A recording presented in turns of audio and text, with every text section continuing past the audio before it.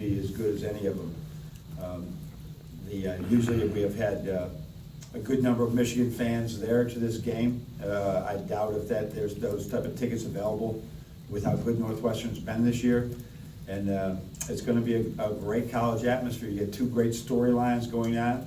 Both teams, solidly working like crazy on the bubble, trying to build a resume. So I'm sure it's going to be an exciting game, and I hope we end up with a win, although it's going to be a really difficult thing to do. So we had a good practice. We had the first day off in a long time Sunday, and we're on spring break right now, so we use a little extra time right now our young kids are out there working out right now, just trying to develop their game, and a nice practice today. They can be involved getting ready for this game, and go there tonight and try and win tomorrow. Kevin? Coach, is there any challenge in maybe not knowing what you're going to see out of Northwestern, given they've lost 5-7, they also have so many good wins this year? No, I think I know what we're going to see. We're going to see a really good team. Like I said, the difference between winning and losing at this time of the year is so small that it could be the bounce of the ball or officials. It's not like all of a sudden they've changed who they are.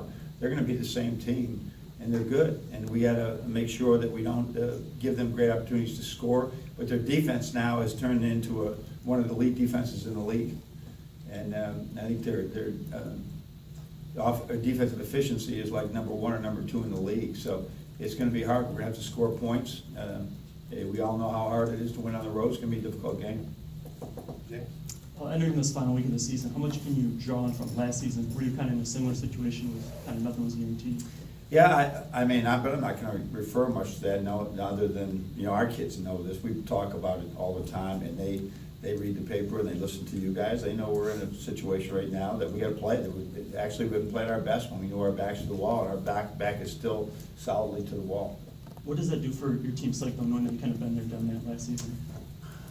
I don't know. We did that, but we did that in the Big Ten tournament on neutral court. Now you got to go do it at their place, in front of what, like I said, will be a very hostile atmosphere. So, but I think our guys are, they understand this, and they got to just go out and do their best and take each game as it is and do your best. And if you win, well, that's absolutely true. If you lose, all right, let's move on to the next one. John? Where have you seen the greatest gains in Xavier Simpson, and what is it that he's done to learn more about what he's doing on offense, especially? Yeah, I think that right now defensively is where he's really helped us a great deal. As you remember, when he first came in, he was a foul waiting to happen. He was going to get 2 fouls immediately and put them into 1-and-1 or get himself out of position. So I think that's been the biggest thing. And then his footwork really coming in as far as playing in the ball screen, things like that. There's a lot to it. It's a lot like a quarterback when you're in the ball screen. There's some footwork that can take you out of passing angles, and those type of things he's really picked up on well. Long way to go in it. Long way to go in it, especially when the size of the players that you play in high school are now completely different. And so footwork is really important so that you can get leveraged for passing lanes, things like that. Over here with Chris? Following up on that, is mid-range game kind of the next step in his progression offensively? Yeah, there's so few people with mid-range games. All I know is he works his tail off, but it may be more in the floater category. That may be it. The runners getting the ball to the rim and jumping over people probably is going to be difficult to have to go under them. But I think the mid-range, the floaters and the little. The Sherman Douglas, I still remember how he was throwing those at Derek Coleman and Ronnie Cycli, or just throwing it up to people. I think he's got to recognize that part of his game is the next step, and just walk by him, and he was practicing that right now.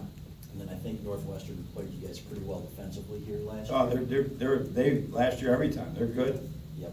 Talk about how you counter that and what they do that's so good defensively. They're just solid. They're solid, and I think one of the things that they have good individual defenders.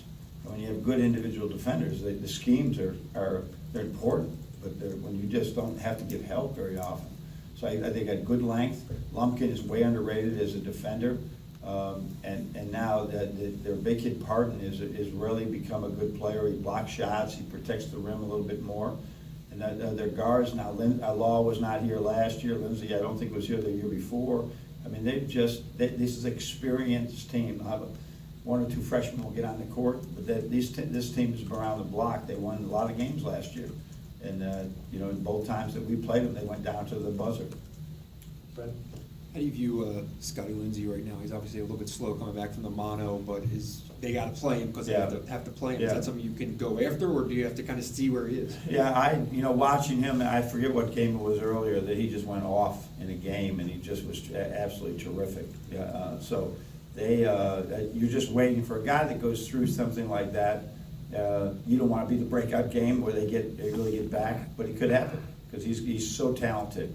He's shooting the ball, driving the ball, in between game, everything, very talented. Law, very similar, that they're all sort of into it, but once you get into this Big Ten season, and, sustaining that during the year when teams are like really focused on you, it hits you sometimes, and they just press through it.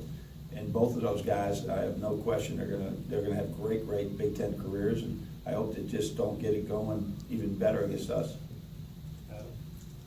John, we've all kind of, mentioned, there's players who are rising to the occasion, so to speak, and Derek seems to be at the forefront of it. I mean, whether it's Xavier or Muhammad Ali, Mo Wagner, how much of it is Derek's leadership? Is it just following, or how much of it is actually like he's transferring, kind of an exchange? Yeah, that's a good question. I think that you see him, I've never seen him do this before, when the team's coming down on defense and he's clapping his hands, ready to guard his guy. I think that he's really setting a great example. But the way he practices in practice is incredible, how hard he practices. Yesterday, like we do these shooting drills where the other player rebounds. So yesterday I had the manager rebound for him. I just don't want him out there rebounding hard for a minute, because I want him to get his rest in there. So he's really set it by example, but he's more vocal than he's ever been right now. Andrew? Coach, I know it's a fine line between, killing clock and still getting a good shot and all Yeah. that. I guess, how do you think you guys did when Purdue brought some pressure as far as when to attack? Well, in the full court, when they got to the full court, all of a sudden we did some unique things where DJ now became the point guard and wanted the ball out of bounds. That was the only turnover we had there. But I think when you go, that's a tough time to be in there. It's just like football. You have, all right, are you gonna run it 3 times and go 3 and out in 2 minutes, or you're gonna pass it and keep it going? You might go 3 and out in 30 seconds. So you're in between there, and we were very fortunate that Derek made that one, because that was going the other way quickly. But when you're in that situation, up 15, up 18, whatever, I think you're crazy to keep on jacking it quick, right? Because that game could, as you saw, it turned with the 2 3-pointers from distance. I mean, those were like heck of a shots, and the old-fashioned 3-pointers, 12 points like that, and all of a sudden we're in a 6-point game. So I would have second-guessed myself. I've second-guessed myself either way, but you were trying to keep it simple and try to run some clock and play against the clock. And sometimes, most of the time it's gonna work, so that time it almost didn't. And then Abdur Rahman, I mean, you had said, I think a few weeks ago, that he started practicing a little bit harder. Is that all it is? It's been, because he's And there's some confidence. I think the game slowed down, that he's been able to make some plays off the pick and roll. He's been able to make some plays in transition. I remember the play Duncan Mo had 2 or 3 games ago on a transition. It was a huge play to put us out in front, and I forget who it was. But the ball never hit the floor. Derek took one dribble, went up, and he hit it. He never would have made that play before. He never would have seen that guy coming. He's basically been a guy that sees the rim, and he's seeing his assists, are up. So that's what's really been important with him. And as he continues to grow, we're trying to use him more. But I think it's really important next year that we can play through him even more as he's grown over these 4 years. Mark? More on Muhammad. Is that the kind of thing, you talked about him as a defensive stopper earlier, and it seemed like some of that was because it wasn't producing on offense. We talked about this with Zach. Is there a balance, like trying to see if he can handle, being shut down and still contribute on offense there? Yeah, it is hard to do both, but, and there's sometimes we do ask him to just take Blackman and go with him to the locker room. You watch him all the time. But it hasn't been as often, but I just like his effort level has increased. And like I said, nobody would ever consider him being lazy. It's just most young men do not know they got another level. And when he shows that, it's good for him, but it's good for our team. So that's the encouragement we're giving them, whether it's on offense or defense. Go downhill harder, take the ball to the basket. But defensively, just don't be an average defender, be a great defender.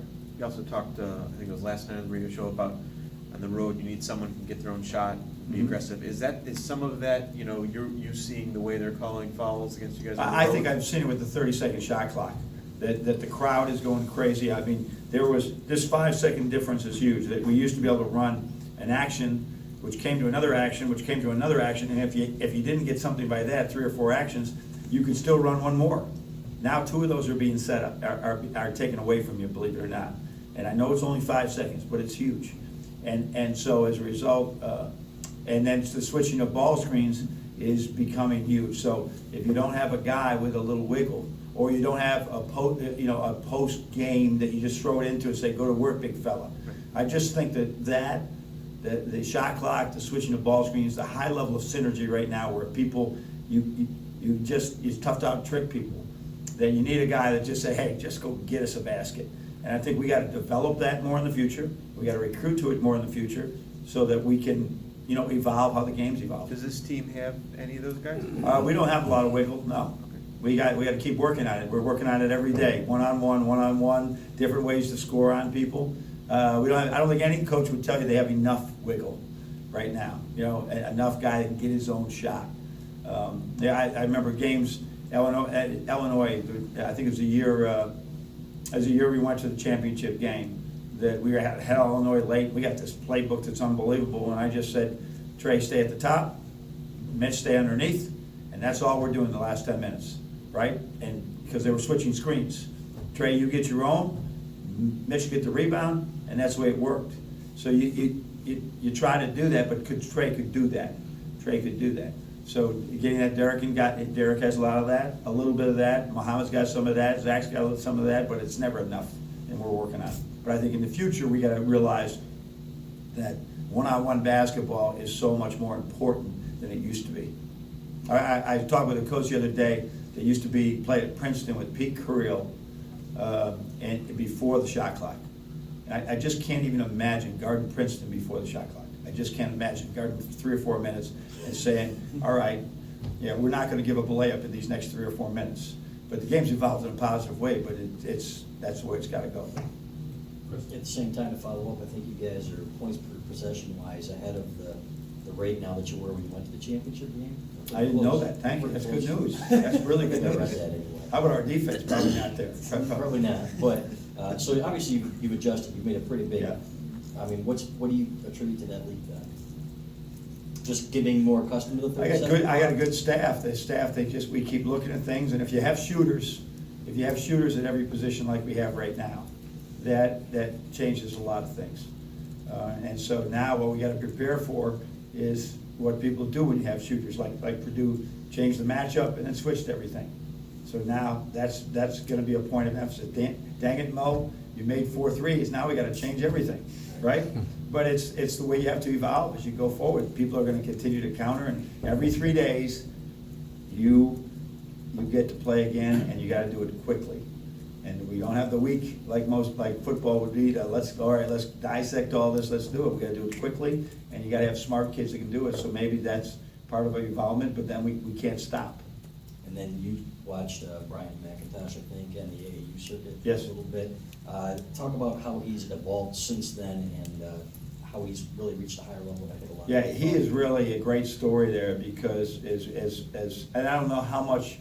I don't know what our situation was at that time. I think Derek, he's a year older than Derek. He's a year younger than Derek. No, he's a year younger than Derek. So we had Derek in the fall. We had Spike. Trey was maybe still here when he was playing as a junior, maybe. So we were probably looking at that situation where point guard may not be the need right now, but he's really had a great career, So really had been a big part of what Chris has been able to do there. And as well as he's really done a great job with recruiting. I mean, these are really good players that they have there. And Billy Carmi had good players too. They were very close every year. And Chris knows what to do as well. So it's a great story what Northwestern's been able to do. I don't know how it'll all come down. I can't predict for myself, let alone them. But they really worked hard to be in a great position right now. You gave a little update on Austin Davis a few weeks back. Yeah. Is he continuing to progress, or how's he doing? Yeah. He's really good. That's all I'm going to tell you. So like I said, I wish I knew what I knew now, but you don't, in January, the middle of January, end of January, it all started slowing down. So it's really, guys just throw him the ball. We just throw him the ball and he just puts it in. There's no drama, there's no Kardashians, the ball's in. The ball is in. And so it's really been good for him to just throw it to him. Now, when the lights come on, we'll see. But he will be a major player for us next year. Andrew? Coach, teams might have more athletic bigs that can say, take away that pick and pop or whatever. I'm wondering what parts of the game do you think are matchup independent? It doesn't matter who you're playing, these things can help you win. I think if you have a guy who just has the ability to get 2 feet in the paint, and I think if you have a big man who can play on and off the block and see the double teams, so we're expecting double teams for Mo coming up pretty soon when we do throw him the ball in the block, right? And so I think the big man who can both score and pass and shoot, right? So you put Happen, let's make him a shooter now. What are you gonna do with that? Because he can pass and he can do it. So all these things are really hard to stop, but also a guy that you can just spread the floor and get 2 feet in the paint, which brings us to our guy Charles Matthews, who can do a lot of those things. So I hate practice someday. I hate it when Austin and Charles are getting baskets on us or defending us really well. But I love it when I just think about the future with those two guys. That's really gonna be helpful.